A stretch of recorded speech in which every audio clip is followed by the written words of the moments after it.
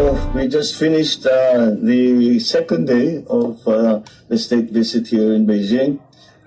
We started the day with a meeting with the chairman of the People's Congress, and again we had a very fruitful exchange of ideas and a beginnings of a plan for moving forward.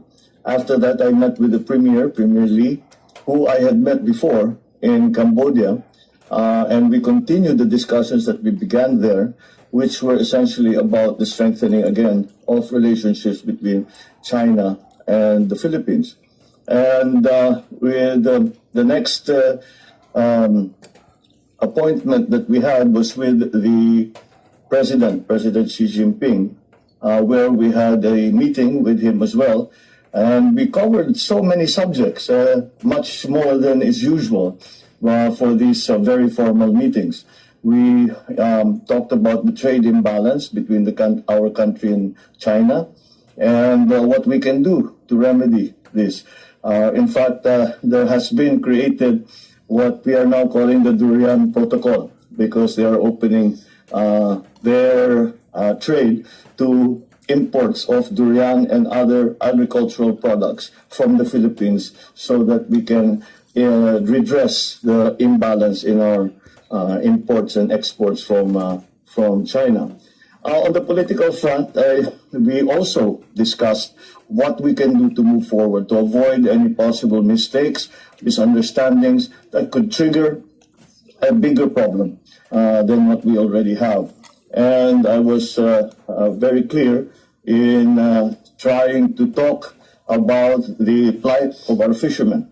And the President promised that we would find a compromise and find a solution that will be beneficial, so that our fishermen might be able to fish again in their natural fishing grounds. So that is some of the aspect. And then we talked about the renewable energy, even traditional energy we talked about.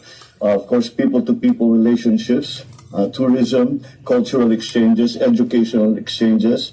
We spoke about the infrastructure and the continuing acceleration of investment by the Chinese government and Chinese corporations in the infrastructure development in the Philippines.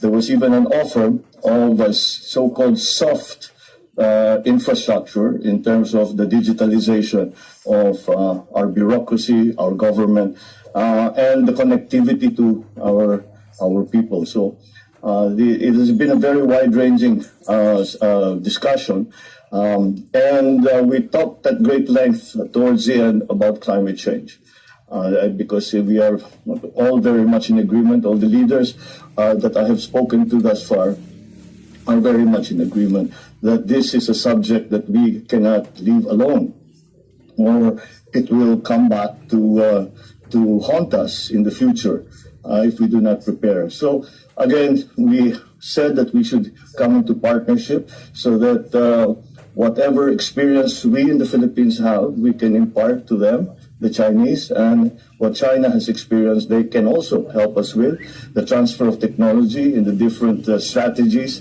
for the move to renewable energy. So it really, in the end, it became to fairly detailed discussions, which made the meeting run very long, and that's why I'm actually very optimistic, because President Xi seemed to be genuinely interested in all of these issues, and finding a way to move forward to again strengthen the relationship between China and the Philippines. So I'm quite gratified that we've made a good start, but it is but a start. And I have instructed our diplomats, our chief diplomat, the Secretary of Foreign Affairs, Secretary Ricky Manano, and our ambassador here to pursue the subjects that we have discussed, and to make sure that they do not remain in the wind, but will actually come to fruition, so that the effects will be felt by both our people, by both China and both the Philippines, and both our peoples, to mutual benefit. And I think that tomorrow we meet with businessmen.